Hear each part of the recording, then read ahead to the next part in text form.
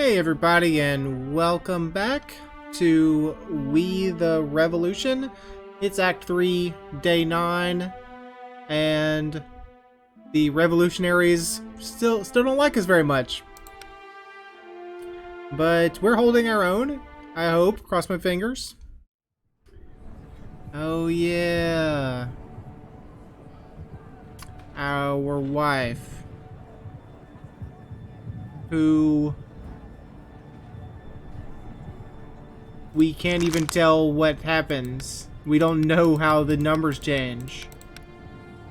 But honestly, with the revolutionaries the way they are, it seems hard to believe that we can afford to acquit her. But before we agree to anything, I guess we should check out the facts of the case. I mean, we know she stabbed us. The defendant may introduce herself. Don't make jokes. You know who I am. I'm not in the mood for humor. Speak loudly. Mathilde Fidel, the wife of the judge presiding here today. Are you happy now? See, this is like a weird situation, right? So, in U.S. courtrooms, I can't speak about Revolutionary War, and by Revolutionary War, I mean, this time of France. I mean, we would never allow this to happen because this is conflict of interest. Like, if the judge didn't recuse themselves, the defending attorney would claim, you know, clearly there's an imbalance of power here, there's a conflict of interest, like there'd be an appeal. But in Revolutionary France, did they have such a thing? Would this happen? Who knows? Anyways, let's see.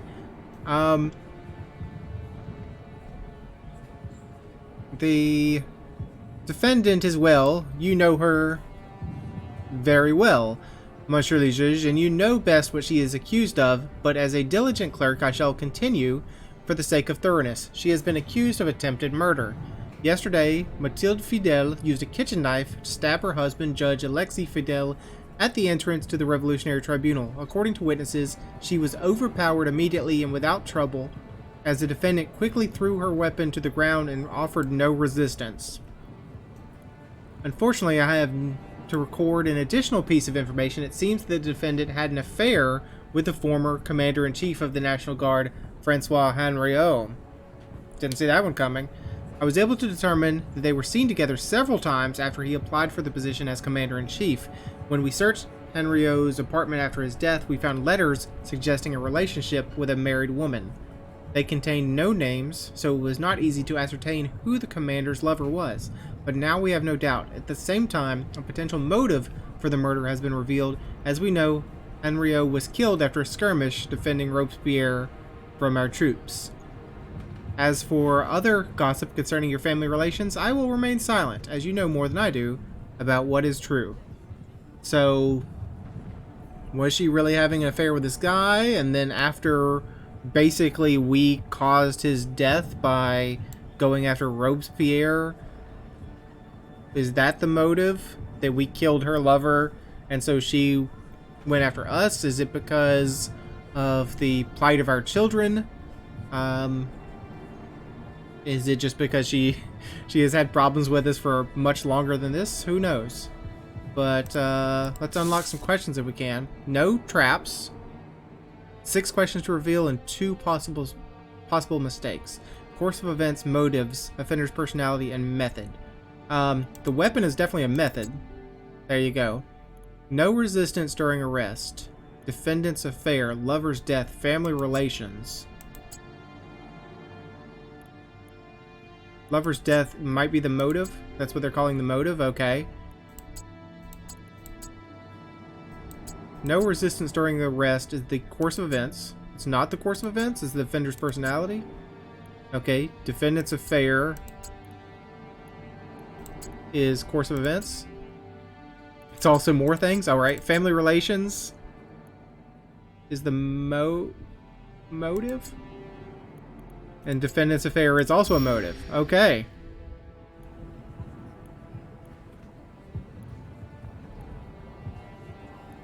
Why were you so calm during the arrest? Was your affair the reason for the attack? How long did your affair last?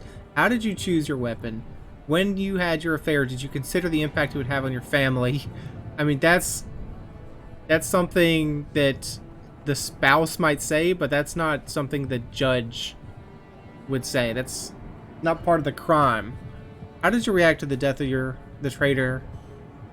I know I keep saying Henrio, but it's the H is silent, so it's like Henrio.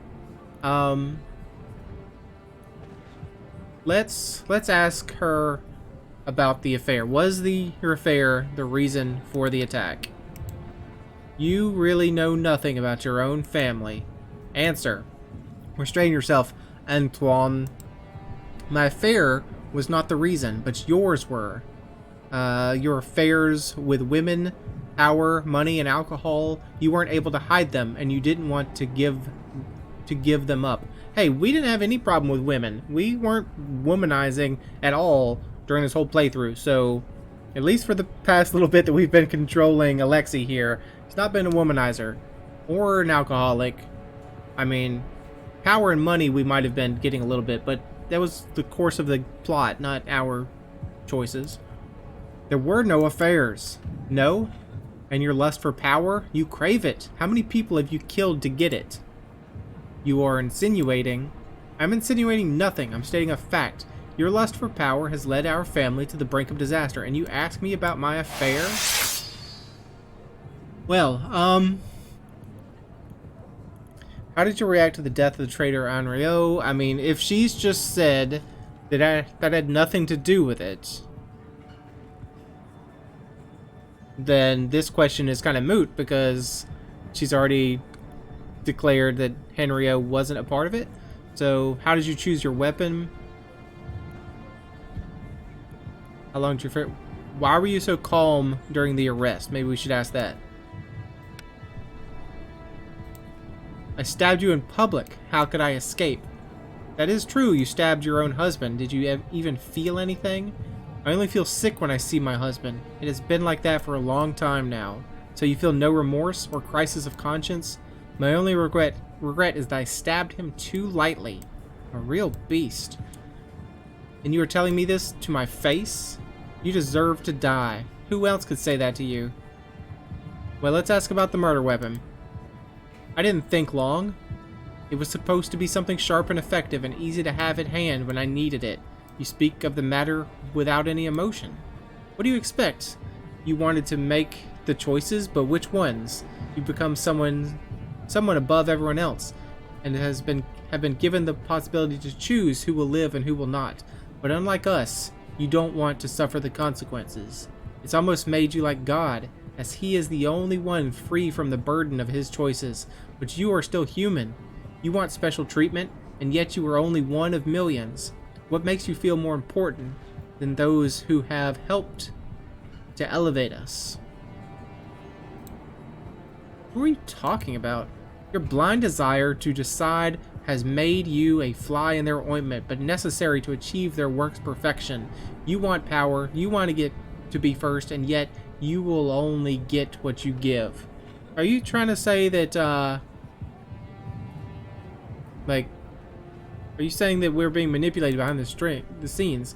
This hatred cannot be stopped. Her prattling ravings show the woman has gone insane. Well, I mean, we can't get to acquittal. Like, there's... Acquittal is, I'd have to go against the jury. What do we want to... Did the defendant confess to her crimes? I mean, she did confess. Was her act counter-revolutionary? I mean, probably not.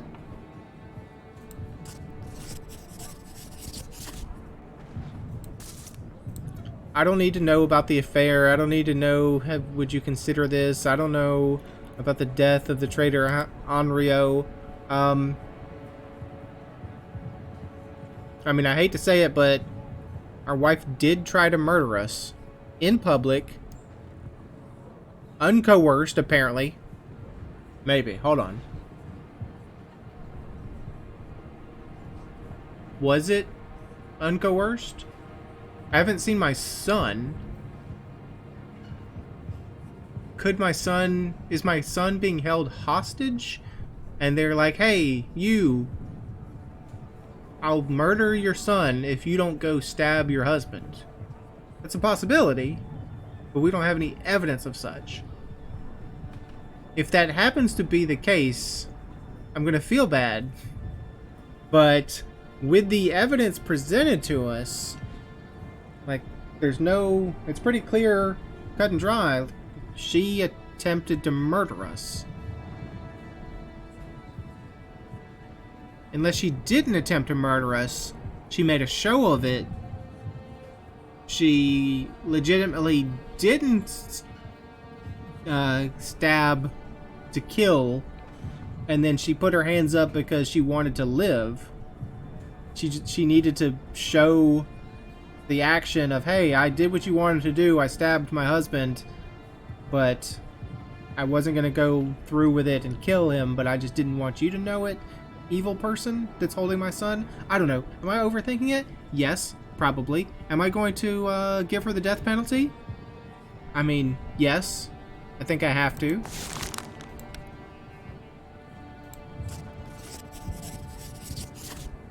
I'm sorry, Mathilde. If you had seemed at least a little, like, remorseful about it, then maybe we would have thought otherwise. But there can be no other sentence. She is guilty. I am sorry, Mathilde. Quick to the guillotine, then. What drama? He's willing to behead his own wife? Apparently it did nothing. Well, I'm sorry, wife. Let's move on.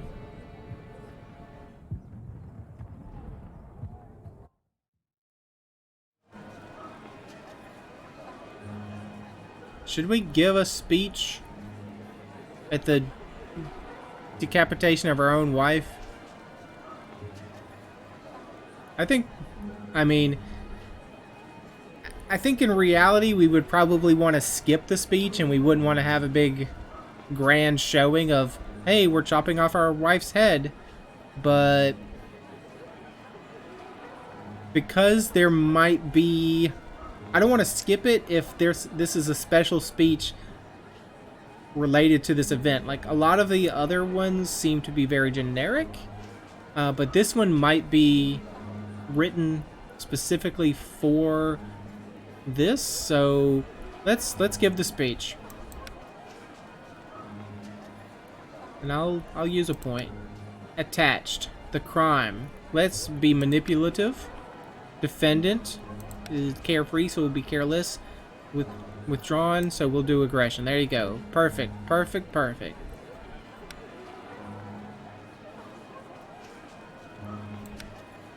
Anyone stepping outside the boundaries of revolutionary law has only themselves to blame. Only themselves. Today, we have a convict who, as they all say, is innocent. Yeah, this is just a generic thing. Only death awaits the enemies of France. There you go. We didn't even need their reputation, but... I will join my son in heaven. At least I know you will not find us there. I hope you're talking about the first son and not the second son.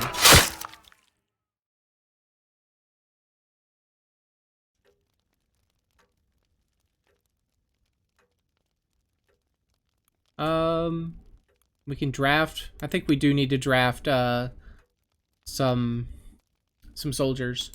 We're looking pretty low in the reserves.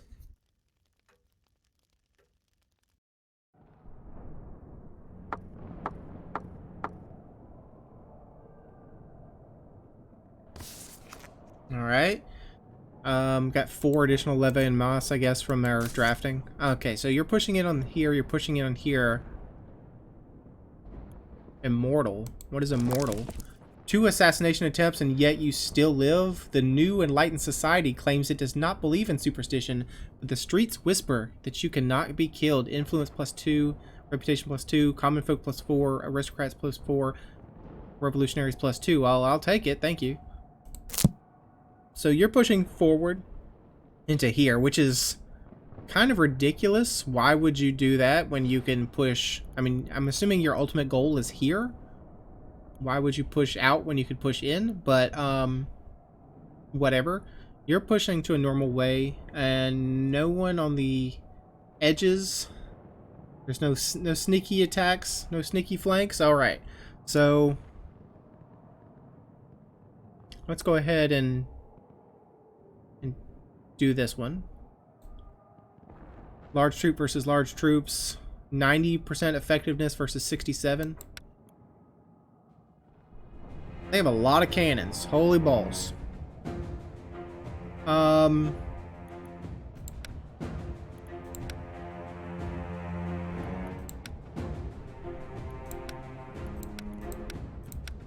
Yeah, I mean, entrenchment might save some people, but I have to do suppressive fire to try to take out some of those cannons. This may be a unwinnable situation here. Yeah, let's go for it. Oh, they set up their defense. Crap.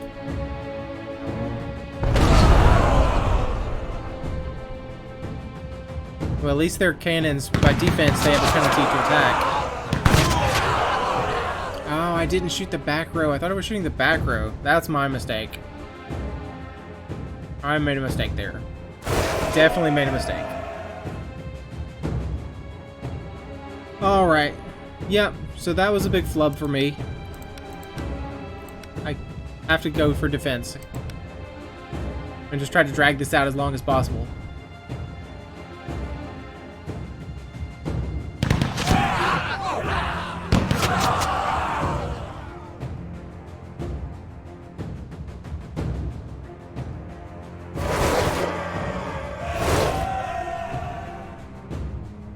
I mean, potentially, if we kill their front lines, we can paralyzing fear, residents escape 30% slower.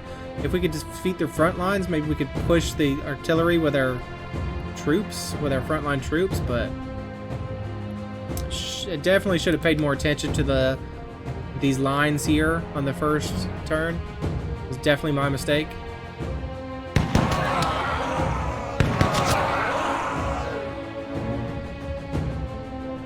Well, at least by defense, when they're going defense, they're not actually using their cannons, which is a weird tactic. But, you know.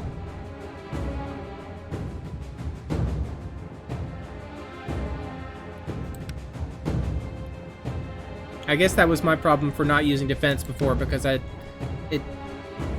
would not have used our cannons to attack their cannons.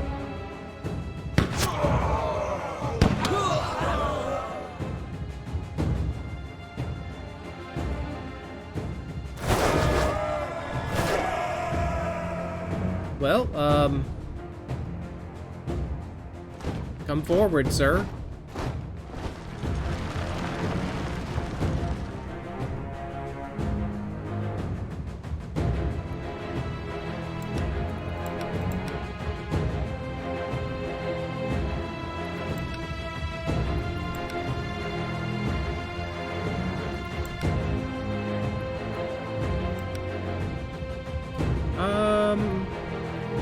Thinking about going suppressive fire, but that means our front line doesn't do anything, so I'm gonna just do regular defense.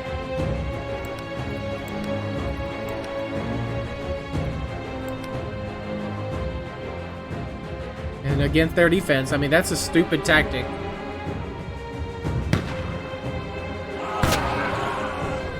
They took out our shooter.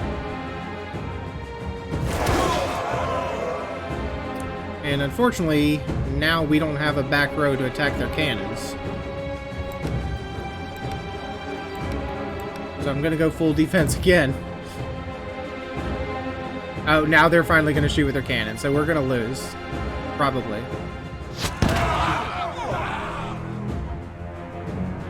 Oh, no, suppressive fire doesn't shoot with cannons. They just totally mucked this one up for sure.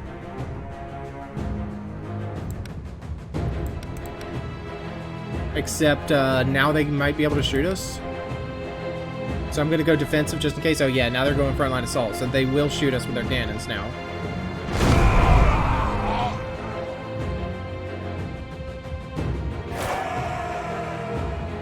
Ouch. So we will lose, but everyone in this area escaped.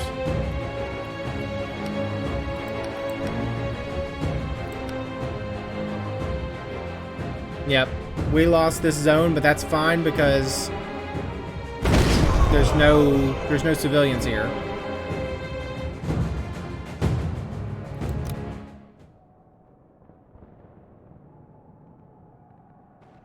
Okay, there's 980 civilians there. Sorry to those 980 people. Well, at least we don't have to reinforce this zone now. Let's go ahead and 86% versus 41% effectiveness. They are going to be aggressive. Indeed they are. These cannons, geez, they're just like coming out of the woodwork with these cannons. So defense, my cannons don't shoot. Neutral, my cannons shoot. Suppressive fire, my cannon shoots.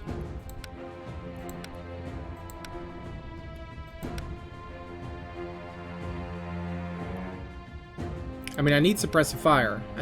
I mean, this seems like it's maybe a replay of last time. I need...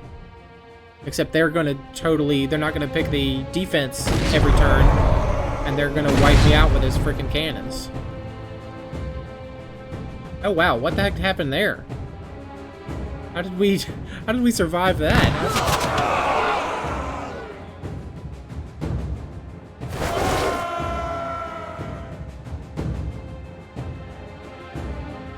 Enemy supplies, the enemy fights more fiercely.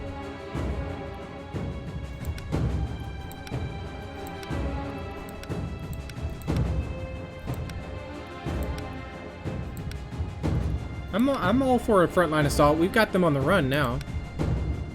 I think. I hope. Frontline assault versus neutral.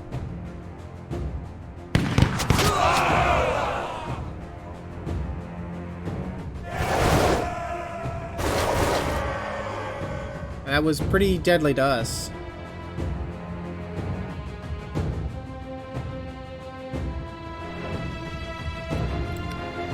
Let's just shoot the last man here, please.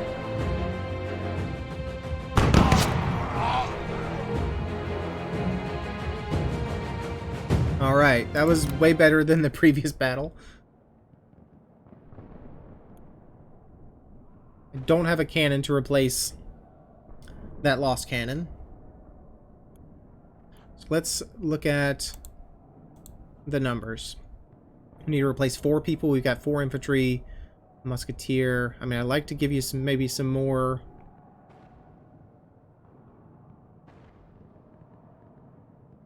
Maybe 2 more city guards if I can give you, or 2 musketeers.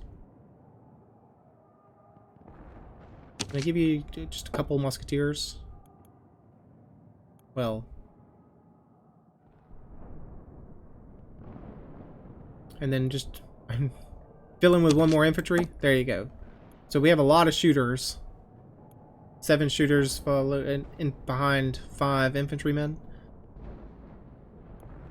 Garrison's full here. Garrison's full here. Garrison's full here. I'd like to position some people here in case there's a sneaky flank. So, city guard. And all the levy en masse can go there.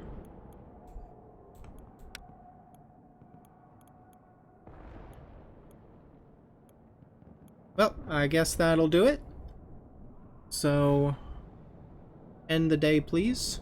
I'm sorry to these 980 civilians. I thought you had escaped.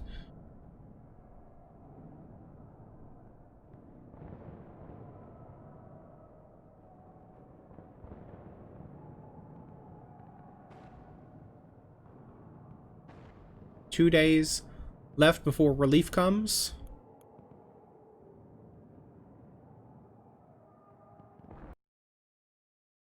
Act 3, Fraternity, Day 10. And just some minor cases today? Alright, minor cases today then.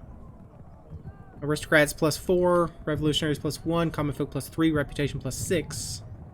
They're just loving me today. Why are you guys loving me so much? Don't know. Well, I would normally end the episode here, but because we just have small verdicts to do, we'll do another day, and hopefully that doesn't drag into the longest episode ever. Dennis Murray. Oh, you can't tell me who he's backed by. Dennis Murray stole a horse belonging to Louis Brochard. The animal was then tied to a post outside a Paris marketplace. When the owner began chasing them, the thief made the horse gallop, destroying several boxes of fruit and bottles of wine on the way. I mean, that's definitely a crime, so off with your head, then. Jean-Pierre Garot has not only been physically abusing a prostitute who works for him, but he also tried to bribe a guard patrol to turn a blind eye to his crimes. He offered them not only a generous amount of francs money, but also the service of the victim. Yeah, off with your head. Valerie Chanon stole high-quality clothes from a laundress. Dressed in them, she tried to scrounge a loan from a Parisian bank. He was... oh, excuse me. Valerie is not a female name. It's a he. He was detained at once. The bank clerk, quickly realizing that Chanon knew nothing about the trade he reported to be in. That's a crime.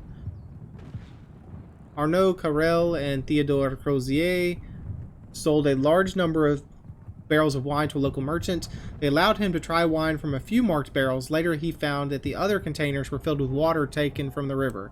That's a crime. Carol Bissonnette has been hiding a priest in her attic. She refused to take the oath. He refused to take the oath and has been banished from the country. We accuse Bissonnette of deliberately acting against the revolution. I'm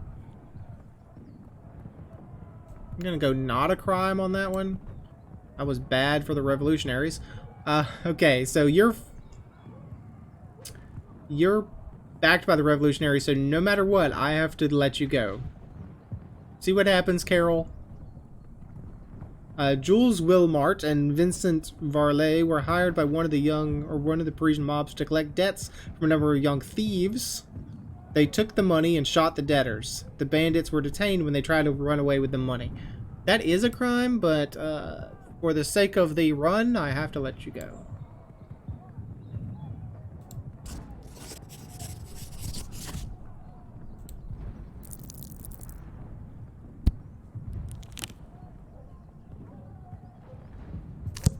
All right, next, please.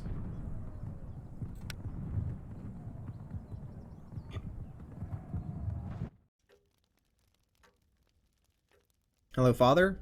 Oh, we didn't do anything with our points. Let's just put up barricades then.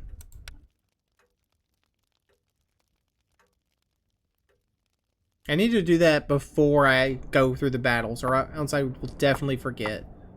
One more day before relief comes. Oh, they are coming in from the sides. Up here. But, we can't do anything right now. I mean, we can't relieve these people in any way. And by relieve them, I mean give them reinforcements. So let's go ahead and spend. I really wish I had put the... Build barricades. Yeah, let's build barricades. That'll be for next turn. And by next turn, next day. So we have 1 day before relief comes. So is this the final push, or is the next day the final push? Is there a 0 days before relief comes? Yeah, I mean, I can put a physician down.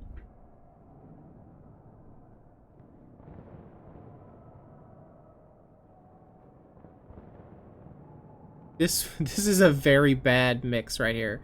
So many city guards and 1 levy and moss. That's like a terrible mixture. What did I do here? Why did I do this? I really don't want to put the physician here, but I feel like I have to put the physician here. Because if this falls... Well... Musketeers, city guard, infantry. Jesus, again, we have so many shooters and not a lot of frontline people. Let's put the physician here. Large troop versus large troops. He's going to be aggressive with frontline assaults. So that's something to consider. He's not very effective though. I mean, we're not putting the physician on the first line, that's for sure. They have so many cannons. There you go. We have to take those cannons. And the only way to take those cannons is to go for a defense tactic. So that our back row shoots at their back row. I mean, the front row is going to get completely overrun. Defense versus suppressive fire. That wasn't too bad.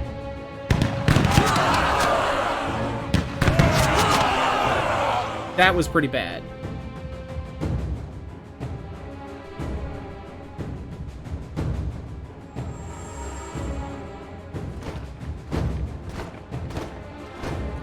Alright, I was going to say, where did our physician go? But she went up with them. So, I still need to attack their back row, unfortunately. So,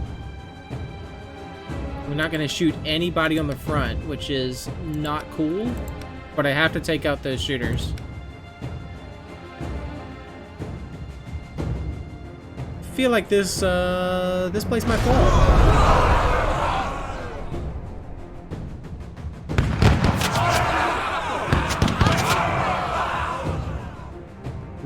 We did take the cannon. Not looking so hot though. Yeah, we're gonna lose this sector and lose our physician, which is unfortunate, to say the least. Thought we were doing so well until this happened.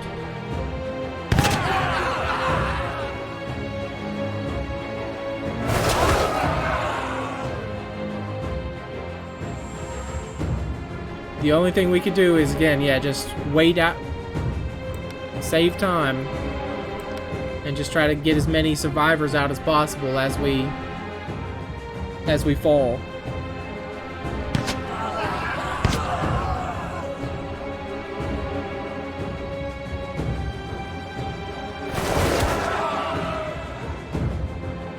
So, note to self, you need more than just one guy at the front.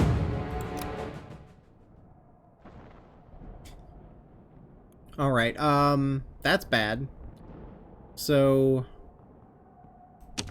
what I need to do is put some people in here.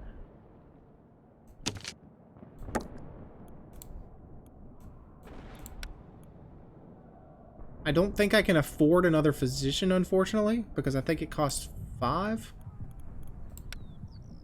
Yeah, it costs 5.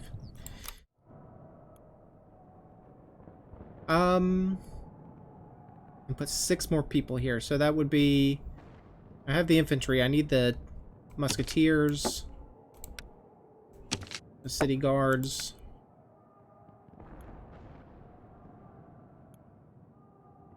Doesn't leave a lot of reinforcement. Alright, let's go with this one.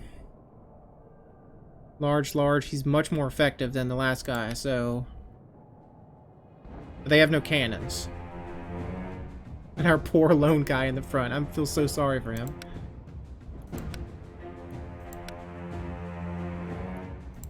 We need the cannon to do some work. Yeah, there you go. Suppressive fire.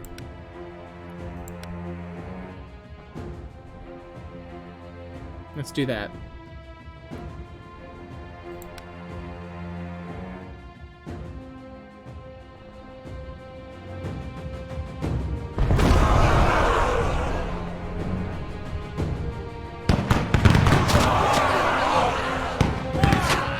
That one guy in the front, he's toast. Thank you for your service, sir. Paris thanks you.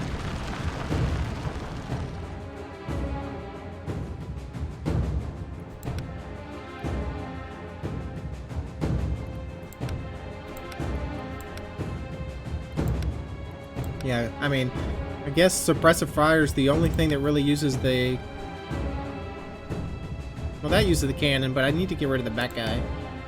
I mean, that's a little overkill for one dude, though.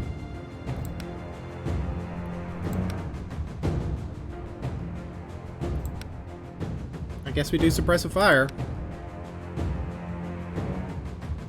Suppressive fire versus frontline assault. There goes your guy in the rear.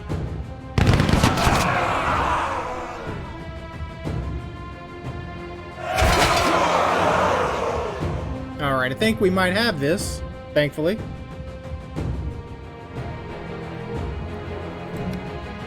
There you go. How about that? Just a quick frontline assault.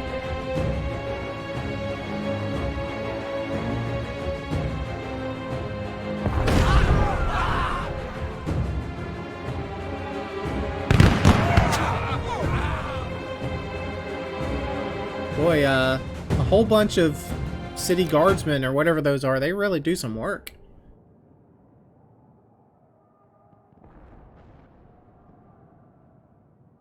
Alright, so here's what I'll do for you. You need one more guy? Here you go. You have your one left-hand mouse come back. How about that?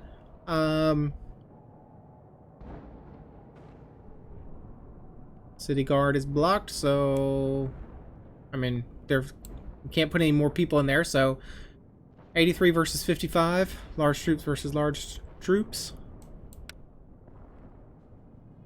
They have a lot of cannons. Yeah, this one might be a bad news bears for us. Defense.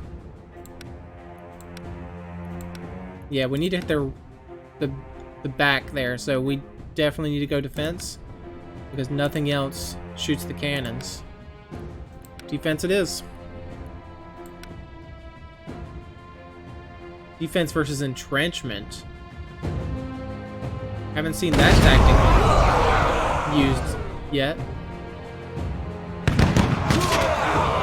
They really upped their defense, so we didn't kill anyone.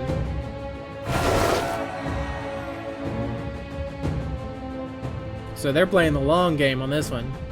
Trying to just weaken us, tire us out. Defense versus defense.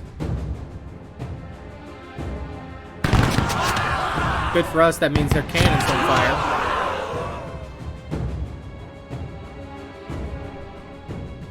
It took a lot of us down, wow. It's a lot of shooters we really needed right there.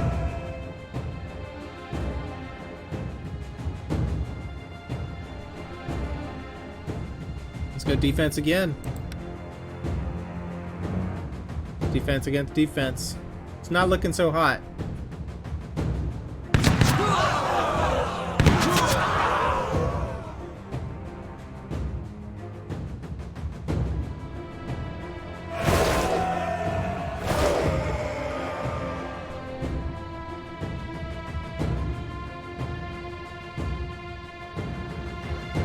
I think we just keep doing that. Keep rolling defense. At least their cannons aren't shooting.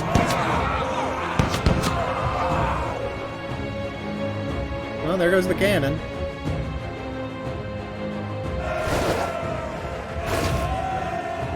And there goes their frontline troops, so it's actually really good for us.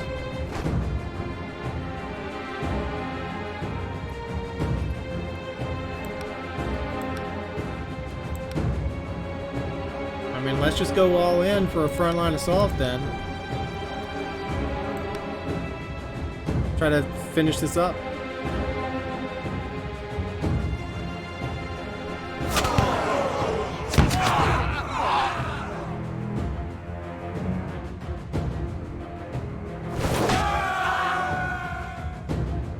I cannot believe we survived that. Did lose 9 troops though, which we can't easily replace. And by can't easily replace, we can't replace in the slightest. We do not have that many troops to give. All right, we have no one in the garrison, so let's end the day and see what happens.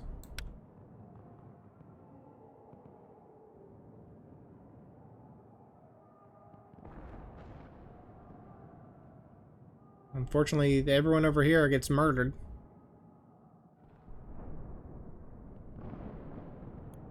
Reputation +2.